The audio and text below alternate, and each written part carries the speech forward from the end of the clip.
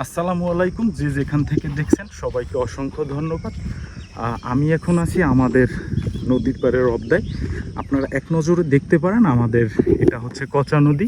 যদি একটু ঝুম করে আপনাদেরকে দেখাই, এই যে আমাদের কচা নদীটি, এই নদীর পাশ বয়েই গেছে আপনার এই অবদাটি শুরু হয়েছে আপনার ভান্ডারিয়া থেকে, তারপরে চরখালি, তারপরে চলে আসছে একদম হরিণপালার দিকে। তো আমাদের এখানে সৌন্দর্যটা আসলে অসাধারণ, কারণ আপনারা দেখতে পাচ্ছেন এখানে বসে আপনি যদি নদীর দিকে তাকান, তাহলে কোনো একটা ছবি যদি তুলেন, তাহলে কেউ বুঝতে পারবে না যে আপনি কক্সবাজার অথবা কুয়াকাটায় বসা। এটা সবাই বিশ্বাস করবে যে আপনি এই কোনো স্পেসে বসা, কিন্তু অসাধারণ আমাদের অবদাটি। এবং এখানে আমার বাম পাশে সুন্দর সুন্দর গাছ, আপনারা সেটা নিজ চোখেই দেখতে পাচ্ছেন।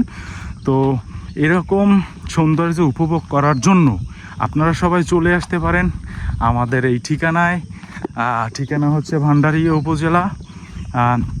এখানে আসলে আপনারা সুন্দর সুন্দর দৃশ্য দেখতে পারবেন। তবে আমার এই দৃশ্যটা দেখে যা মনে হয় যে এখানে বসে মেবি নাটক করাও সম্ভব। তো আমরা এখন চলে যাব আরও সামনে। তো ওখানে গিয়ে আমরা কিছু ভিডিও তৈরি করব, কারণ পেজের জন্য ভিডিও দিতে হবে। অনেক দিন হয়েছে ফেসবুক পেজে ভালো কোনো কন্টেন্ট আপলোড করি না। তো আজকের আসছি যে আজকের ভিডিও করব এই উদ্দেশ্যে। তো আমাদের এই অবদাটি আপনাদের দেখে কেমন লাগলো সবাই একটা কমেন্ট করে জানাবেন, এবং আপনি কোথা থেকে আমার এই ভিডিওটি দেখছেন অবশ্যই সেটাও কমেন্ট করে জানাবেন। তো দেখেন আমার চোখে পড়লো ভিডিও করতে করতে, দেখছেন সুন্দর তাল হয়েছে, পানিতাল। আমরা বরিশালের ভাষায় বলি পানিতাল। তো যদি খেতে হয় তাহলে আমাদের এখানে আপনাদের আসতে হবে।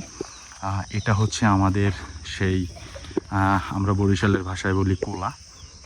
আমি যদি একটু ঝুম করে দেখাই, কারণ এটা অবদার ভিতরে, তো যার কারণে এখানে আপনার পানি নাই, একদম পানি শূন্য মাঠ। নদীর পাশে যারা বসবাস করে তাদের একটা শান্তি আছে যে তারা পানিটুকু অন্তত ঠিকঠাক মতন পায়, কিন্তু আমরা যারা অবদার ভিতরে আছি তারা যখন জোবা হয় তখন একটু আরামসে সবাই থাকতে পারে, কিন্তু এখন সবার একটু কষ্টকর, কারণ সবাই পানি কষ্টে ভুগতেছে। তো ভিডিওটি কেমন লাগলে সবাই অবশ্যই কমেন্ট করে কিন্তু জানাবেন। এবং আমি এখন আছি আমাদের নদীর পাড়ে। তো সবাই ভালো থাকবেন, আল্লাহ হাফেজ, আসসালামু আলাইকুম। নদীর পাড়ে, তো সবাই ভালো থাকবেন, আল্লাহ হাফেজ, আসসালামু আলাইকুম।